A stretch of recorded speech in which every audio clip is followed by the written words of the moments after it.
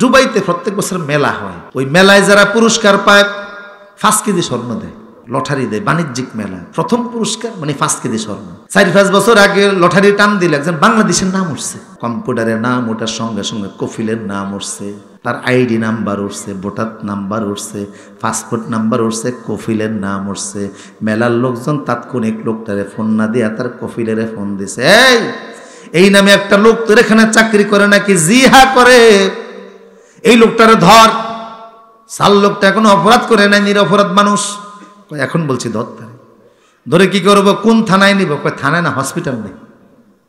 আরে সুস্থ মানুষটা, শরীরে কোনো রোগ নাই, হেঁটে হেঁটে হসপিটাল এসেছে। সুস্থ মানুষ তার হসপিটাল কেন নেব? হসপিটাল নিয়ে যা, বড় ডাক্তারকে ফোন ধরিয়ে দে।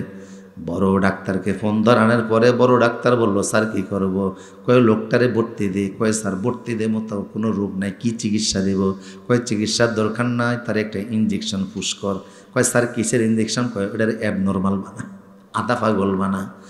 স্যার কেন আধা পাগল বানাবো? বাংলাদেশ থেকে এই দেশে চাকরি করতে আসছে, মাসে বেতন পায় 30-40 হাজার টাকা। লোকটা এখন 5 কেজি স্বর্ণের মালিক। 5 কেজি স্বর্ণ মানে 400 ভরি স্বর্ণের মালিক। এখন এই লোকটা এত বড় সুসংবাদটা একটা লটারি ধরে সে পাইছে। সুসংবাদ তার কানে দেওয়া মাত্র অতি আনন্দে লোকটা হার্ট অ্যাটাক করে মরে যেতে পারে। কথা কয় না?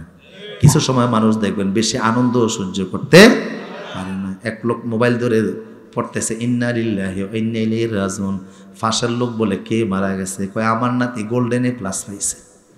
তো মরণের দোয়া পড়লেন কে? খুশির ঠেলা বাইরে গেছে। বেশি আনন্দিত হলেও মানুষ অনেক সময় মাথা ঠিক থাকে না, কথা বলে না। বেশি দুঃখ পাইলে অনেক সময় মানুষ মারা যায়, হার্ট অ্যাটাক করে, স্ট্রোক করে।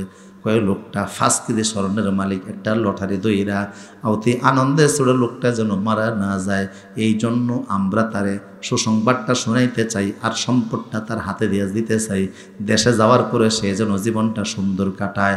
আমার কথা হলো, অন্য জায়গায় দুনিয়ার বিজ্ঞানীদের মতে, ডাক্তারদের মতে, সমাজ মানুষের মতে, সমাজ অধিপতিদের মতে, মেলার কর্তৃপক্ষের দৃষ্টিতে একটা মানুষ 5 কেজি স্বর্ণের মালিক হইলে অতি আনন্দ যদি হার্ট অ্যাটাক করে মরে যাওয়ার সম্ভাবনা থাকে, যেই লোকটা 10 দুনিয়ার সমান একটা বাড়ি পাইল, পুরাটা বাড়িটা স্বর্ণের তৈরি, মাত্র ইমানের বিনিময়ে পাইছে, এই লোকটার বুকের মধ্যে আনন্দের দরকার আছে না নাই?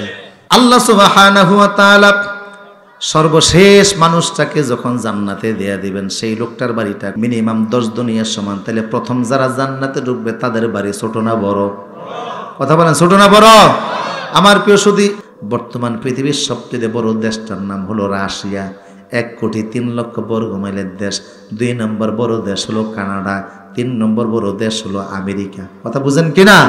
এইরকম পৃথিবীর ছোট বড় 232টা দেশ। বাংলাদেশেরও তো পুরা এলাকা ঘোরার সুযোগ হয়েছে আপনাদের? হয়নি, অনেকের হয় নাই। আমরা ওয়াজ করে বিদায় ঘোরা লাগে।